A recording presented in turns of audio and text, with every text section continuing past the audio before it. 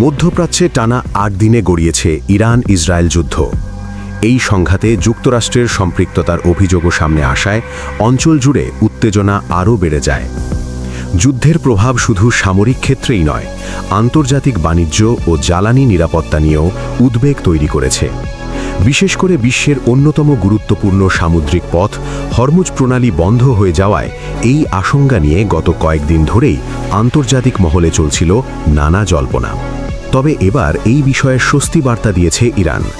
দেশটির সেনাবাহিনীর এক মুখপাত্র জানিয়েছেন, কৌশলগতভাবে গুরুত্বপূর্ণ হরমুজ প্রণালী বন্ধ করার কোনো পরিকল্পনা তাদের নেই।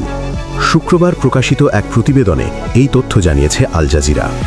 মুখপাত্র বলেন, হরমুজ প্রণালী অতিক্রম করতে ইচ্ছুক কোনো জাহাজকে বাধা দেওয়া হবে না।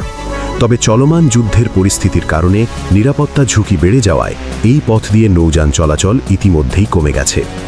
নিজেদের নিরাপত্তার দায়ভার জাহাজ কর্তৃপক্ষকেই নিতে হবে বলেও সতর্ক করেন তিনি।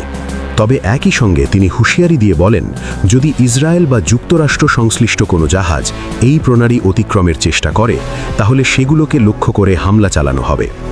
বিশ্ব বাণিজ্যের জন্য অত্যন্ত গুরুত্বপূর্ণ এই জলপথ দিয়ে প্রতিদিন বিপুল পরিমাণে তেল ও গ্যাস পরিবহন করা হয়।